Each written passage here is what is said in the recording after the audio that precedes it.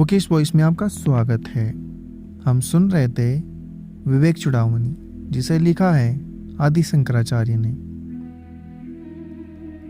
आयस्तोल मनम स्वम दीर्घम इत्यादि श्रुति से असत स्थूलता आदि का निराश करने से आकाश के समान व्यापक अतर्क्य वस्तु स्वयं ही सिद्ध हो जाती है।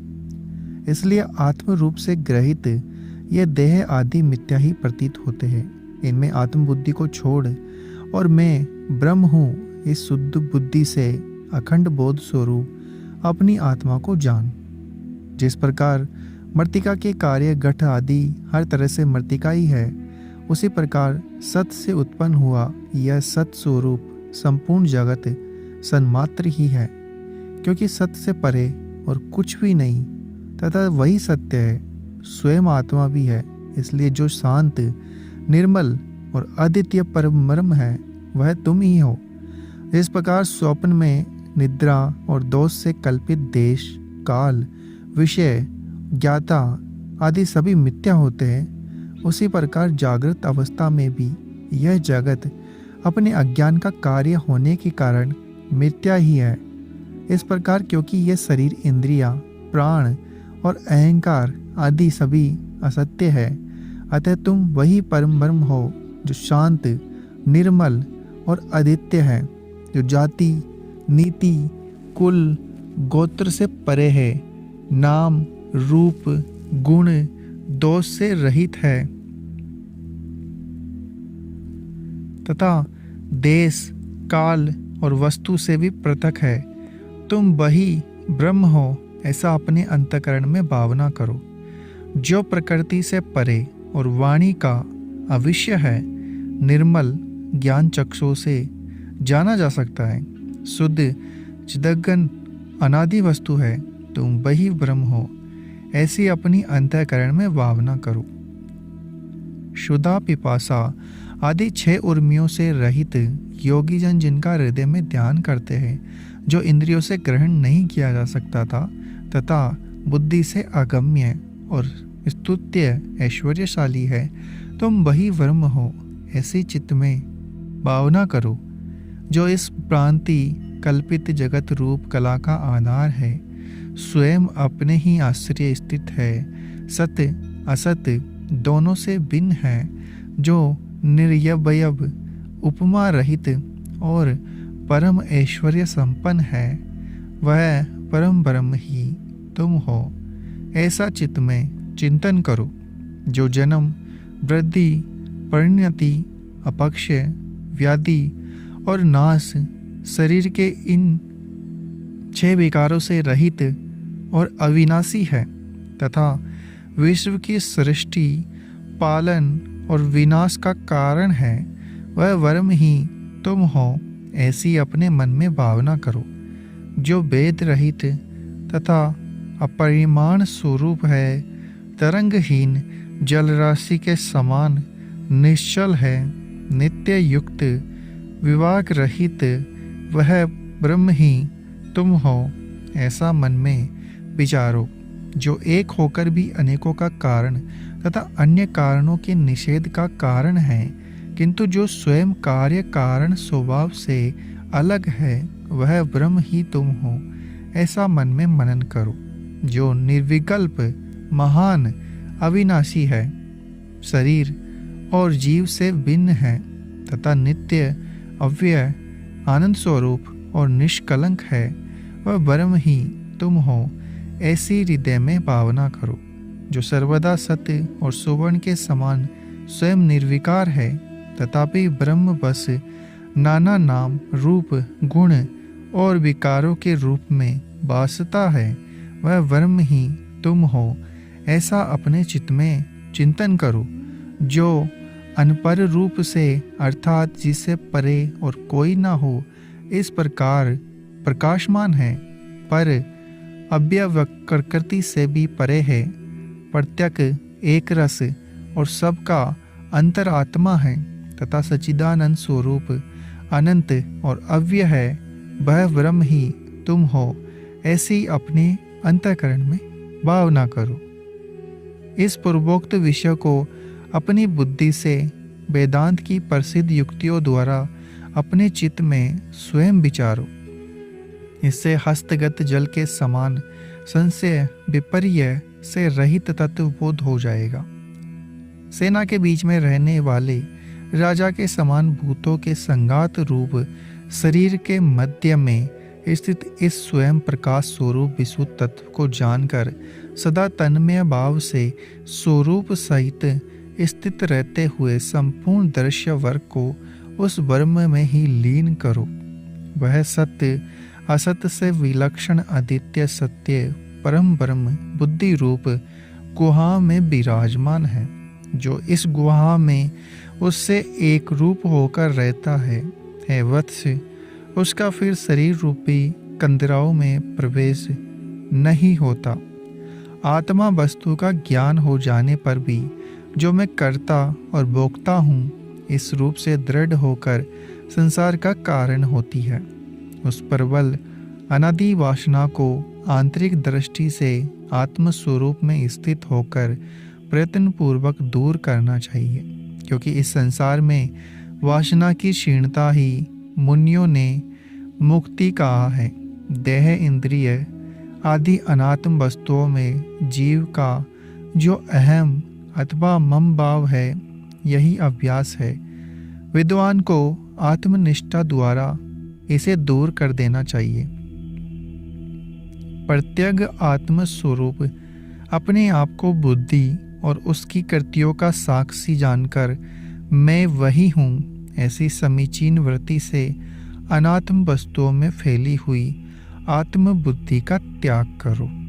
लोक वासना, देह वासना, शास्त्र वासना, इन तीनों को छोड़कर आत्मा में हुए संसार के अभ्यास का त्याग करो।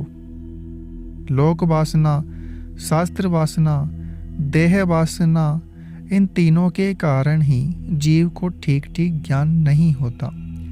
संसार रूप कारागार से मुक्त होने की इच्छा वाले पुरुष के लिए ब्रह्म ज्ञान पुरुष इस प्रबल वासन तरे को पैरों में पड़ी हुई लोहे की बेड़ी बताते हैं। जो इससे छुटकारा पा जाता है वही मोक्ष प्राप्त कर लेता है। जिस प्रकार जल आदि के संसंग वर्ष से अत्यंत दुर्गंध युक्त वस्तु का लेप चढ़ जाने से दबी हुई अगरू की दिव्य सुगंध संगण घिसने के द्वारा ही बाह्य दुर्गंध के दूर होने पर फिर अच्छी तरह प्रतीत होती है, उसी प्रकार अंतःकरण में स्थित अनंत दुर्वासा न रूपी दूली से ढकी हुई परमात्म वासना बुद्धि के अत्यंत संघर्ष से शुद्ध होकर चंदन की गंध के समान ही स्पष्ट प्रतीत होने लगती है। अनात्म वासनाओं के समूह से आत्म वासना छिप गई है, इसलिए निरंतर आत्मनिष्ठा में स्थित रहने से उनका नाश हो जाने पर वह स्पष्ट भासने लगती है। मन जैसे जैसे अंतर्मुख होता जाता है वैसे वैसे ही वह बाह्य वासनाओं को छोड़ता जाता है। जिस समय वासनाओं से पूर्णतया छुटकारा हो जाता है उस समय आत्मा का प्रतिबंध शून्य अनुभव होने लगता है। चित्तवृत्तियों को रोककर निरंतर आत्म स्वरूप में ही स्थिर रहने से योगी का मन नष्ट हो जाता है और उसकी वासनाओं का भी क्षय हो जाता है। इसलिए अपने अभ्यास दूर करो। रजोगुण और सत्वगुण से तम, सत्वगुण से रज और शुद्ध सत्व से सत्वगुण का नाश होता है। इसलिए शुद्ध सत्व का आश्रय लेकर अपने अभ्यास का त्याग करो। प्रारब्ध ही शरीर का पोषण करता है, ऐसा निश्चय कर निश्चल भाव से ही धैर्य धारण करके यत्न पूर्वक अपने अभ्यास को छोड़ो। मैं जीव नहीं हूँ, परम ब्रह्म हूँ। इस प्रकार अपने में जीव भाव का निषेध करते हुए वासना तरह के वेग से प्राप्त हुए जीवत्व के अभ्यास का त्याग करो। श्रुति युक्त और अपने अनुभव से आत्मा की सर्वात्मा को जानकर कभी ब्रह्म से प्राप्त हुए अपने अभ्यास का त्याग करो। बोधवान मुनि को भी कोई भी वस्तु ग्राह्य या त्याग्य न होने से कुछ भी कर्तव्य नहीं है। इसलिए निरंतर आत्मनिष्ठा द्वारा आत्मा में हुए अभ्यास को त्यागो।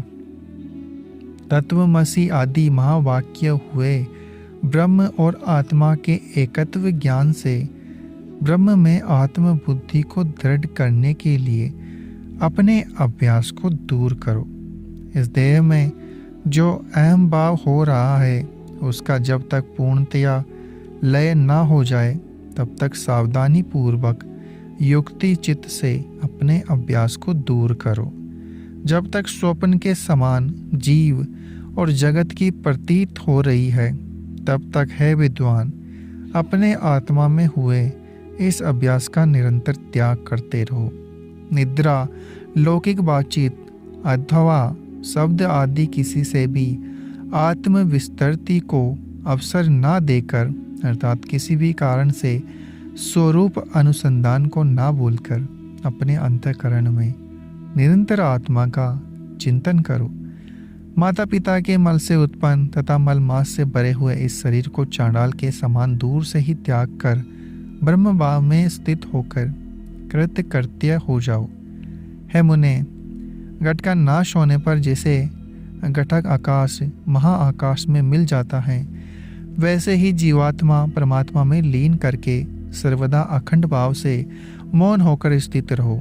जगत का अधिष्ठान जो स्वयं प्रकाश परम ब्रह्म है, उस स्वसत्व स्वरूप से स्वयं एक होकर पिंड और ब्रह्मांड दोनों उपाधियों को मल से भरे हुए बांड के समान त्याग दो। देह में व्याप्त अहम बुद्धि को नित्य आनंद स्वरूप चिदात्मा में स्थित करके लिंग शरीर के अभिमान को छोड़कर सदा आदित्य रूप स्थित रहो, जिसमें यह जगत का आवास दर्पण में प्रतिबिंबित नगर के समान प्रतीत हो रहा है, वह ब्रह्म ही मैं हूँ। ऐसा जान लेने पर तुम कृत्य कृत्य हो जाओ।